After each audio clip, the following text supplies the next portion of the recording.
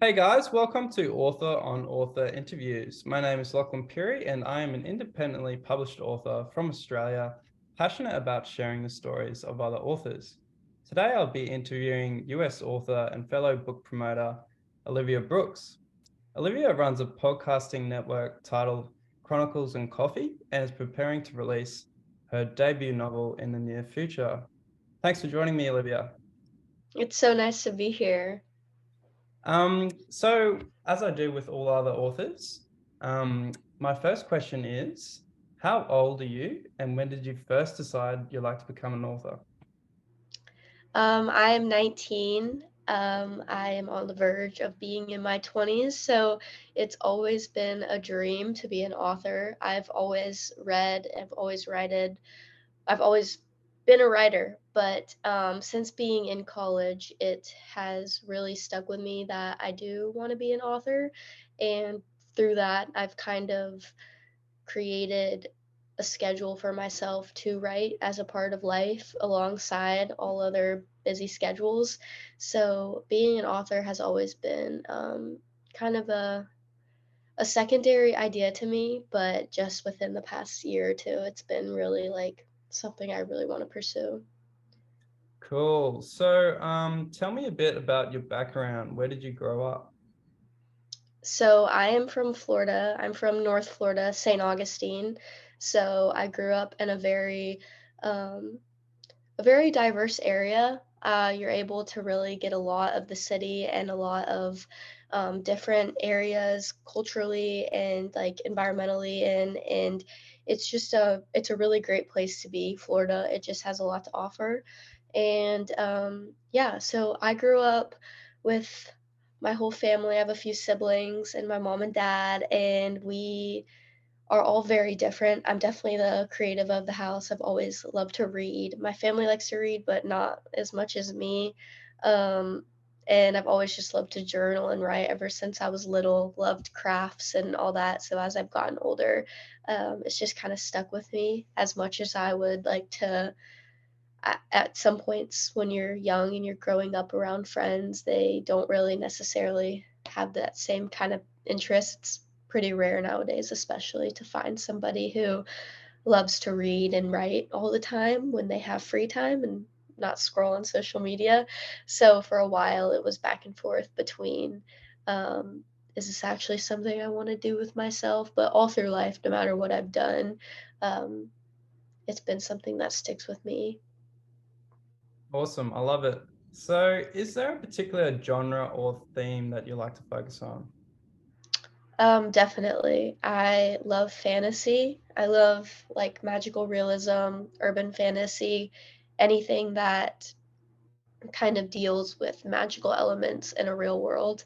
Um, I definitely have my breakthrough novels from when I was little that I read that were fantasy. I'm open to reading any genre, but I get that lure in back to the fantasy genre, whether it is young adult or adult, but that's the one that I am normally towards. Awesome. So how many hours a day do you spend writing? Um, I would say for leisure, between like journaling and I try to do like a stream of consciousness writing session every day just to kind of keep the ideas turning. I would say right now, since I'm not actively working on a draft for a novel, probably 1 to 2 hours of leisure writing just throughout the day. I handwrite everything that I do, but for my college major, a lot of writing is also necessary. So you could probably double that or triple that hourly number when I'm in college. But when I'm drafting a novel, since I like to fast draft, I normally will write a whole draft within a month. That would work up to probably 4 or 5 hours a day of writing for leisure. Wow, those are impressive numbers. Yeah. So what have you as like I know you've got a Twitter channel and stuff that you've done very well on. What have you found has been the best way to market your writing? Well, I would say kind of connecting with people first. and showing that you care. Um, I do like to market what I have to say and what I have to write about. I have even offered up posting my works for people to read, and people say yes, but those yeses don't come from nowhere. You have to kind of create this like communal space at first and prove that even though I'm posting my writings, I'm willing to read yours as well. Because I feel like that's what the writing community is all about, Yeah. kind of supporting each other and working together to promote each other. So if I just started my channel and had started to post my writings right away with like no context, I feel like I wouldn't be where I am with it now. Yeah. Um, I just kind of took the angle of let me help others first, and then hopefully in turn they'll be willing to help me, which it has proved that that is a much more likely situation than if I had just reached out and been like, "Will you read my work?" Yeah, awesome. I love it. So, I asked this question for each author, but it's a bit different for you because you're so young. Hmm. But what I normally ask them for my final author-related question is if you could do something as a teenager to become a better writer, what would you do? Um, I would definitely say to like not be afraid to write in any kind of occasion.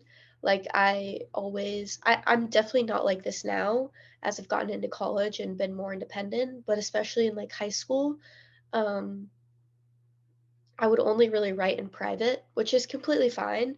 But if I would have been much more observant and much more willing to write whenever something came up, I feel like I would be so much farther in my craft and have so many more ideas. But I just let like the opinions of others kind of get the best of me. Even if no one said anything, I would just assume that they thought something.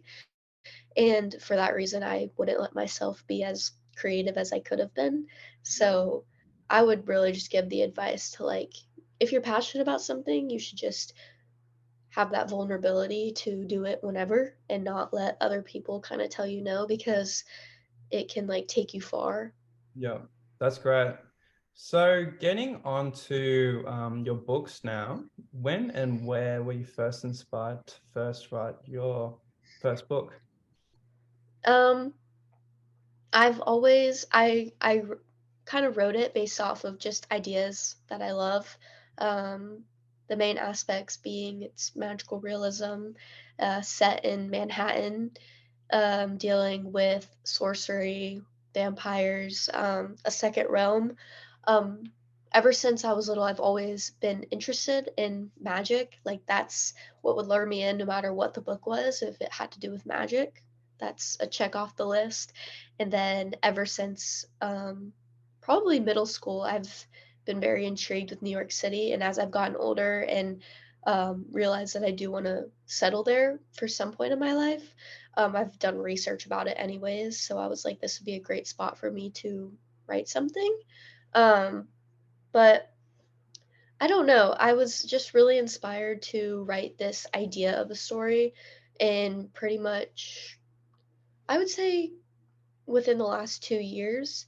And then I just kind of ran with the idea, brainstormed nonstop, tried to look at books that could have a similar gist because I like that association of you can think about what a book is similar to and bounce off of that and create my own original idea. But yeah, it's really just based off of things that I've grown to love and be Yeah, passionate about ever since I was younger. So it's like kind of a long term generating of ideas finally on paper. I love it. So did you plan out this book or did you just sit down and let it rip? Well, the first draft, I completely just sat down, maybe with one sheet of paper, something written out, and just word vomited, as I like to call it, the first draft, which was a completely good mindset. I'm glad that I was able to get that story down and just prove to myself that I could. Um, but then for the second draft, which I waited about a year, I completely filled an entire notebook, outlining a whole second draft, scene by scene. writing out what happened in the first draft and how I wanted to change. And that could be very excessive. And in a way, I do count that as half of a draft because it was so in depth. But it made the process of a second draft so much easier. I feel like I knew exactly what was going to go on, and things did happen that I hadn't planned out, but I was completely okay with it because I knew the direction the story was going and I knew how much better it was in the second draft. So I'm definitely a plotter. I think writing that first draft without a plot, just because it was my first book, was necessary. But a first draft that I've written of a different book, I completely plotted it out. So I love to outline. Cool. Same here.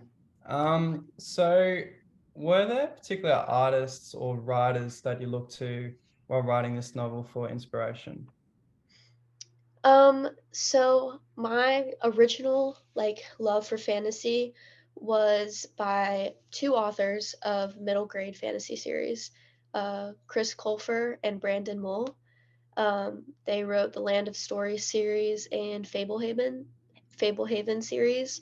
Those just really dealt with magic and kids entering a world of magic. And I can't help myself but to think back on those two series no matter what I'm doing. But as I've gotten older, um, my favorite vampire saga is Twilight. Always has been. Just that switch from, say, Dracula and like the Nosferatu kind of idea of vampires into them as a more Twilight way of vampires, which is self-explanatory. Yeah. But just using Stephanie Meyer because I know that she literally dreamt of that idea and then wrote it as her first book, and now her first book is a saga and movies and completely off the rails. I think I just enjoy those kind of authors more for the idea that they just kind of ran with their first thought of an idea Yeah. rather than being like, what should I write that could strike the audience. It's more of I just wrote what I loved, and Yeah. because of that, it got far. Yeah. I love it. So, tell me a little bit about the themes in your books. What types of thoughts, feelings are you trying to evoke from your writing? Um, I would definitely like to say that a lot of them are like coming of ages through like quests that are like unknown.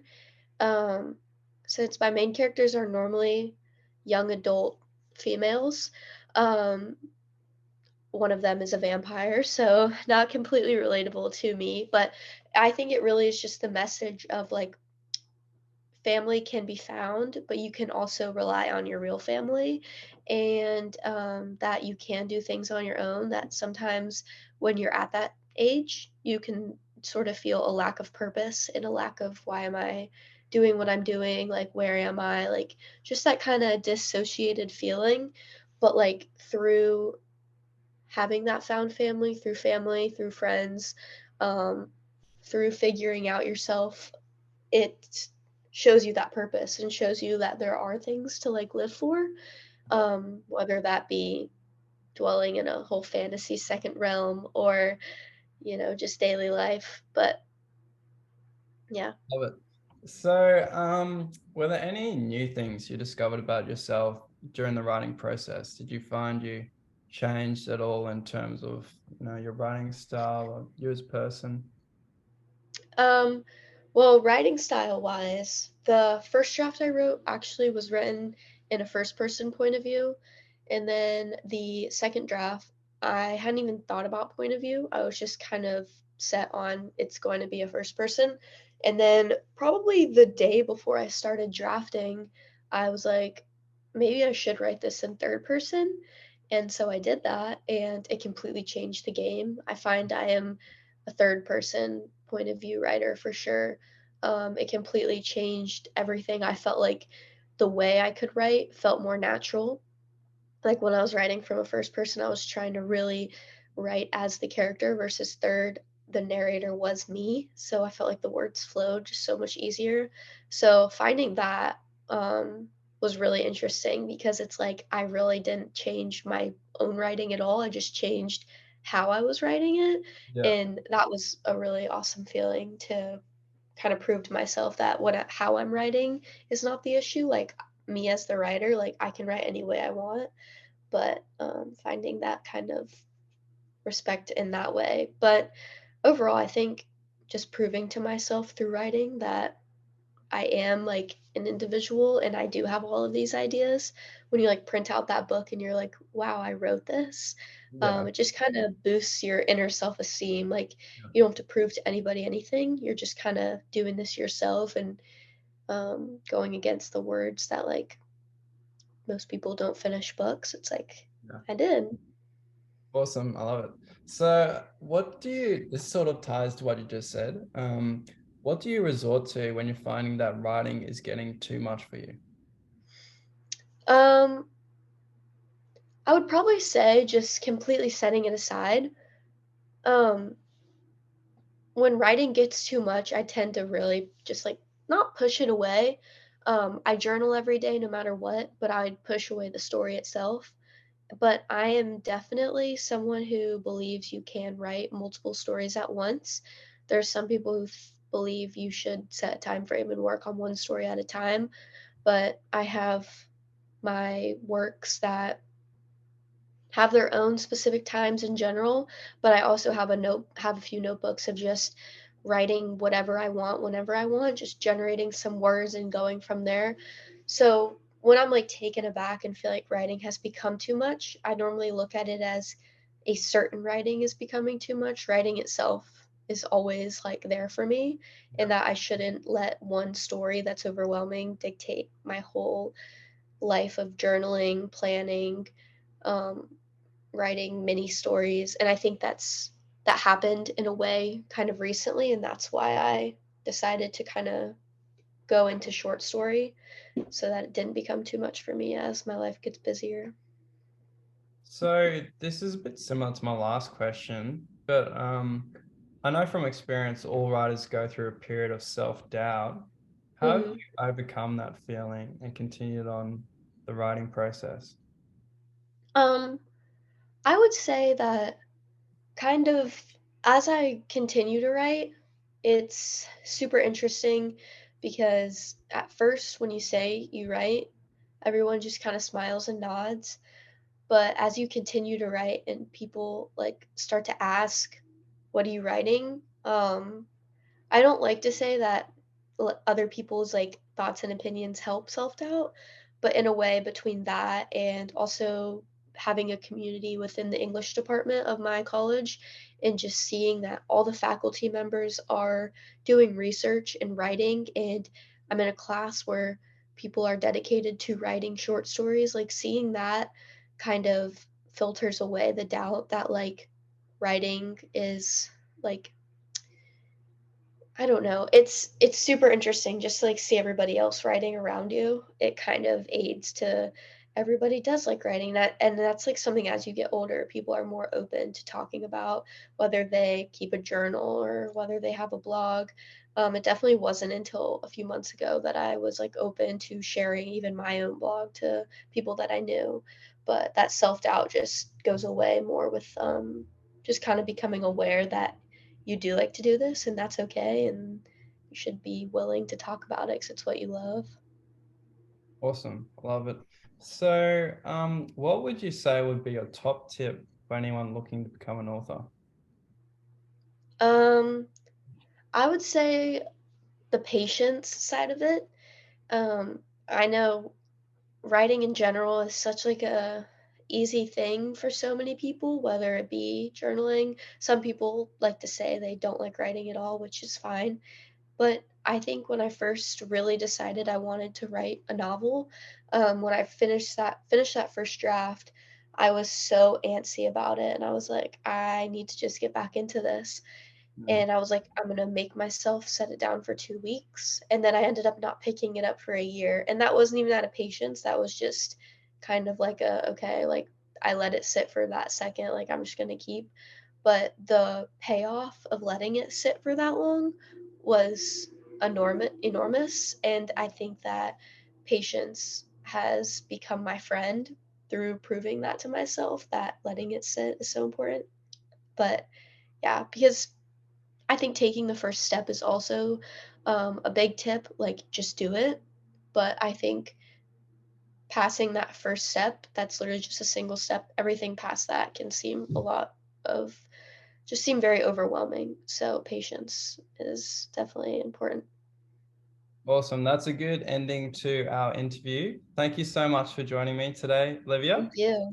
For anyone who's watching this or listening to this podcast, all of the links to Olivia's socials and what she's doing, I'll attach in the description section. But if you'd like to listen to more of these podcasts or watch these videos, make sure to subscribe to Author on Author Interviews. And I look forward to chatting with another author sometime soon and catching up with Olivia when her first book comes out. Thank you so much. Thank you so much, Olivia.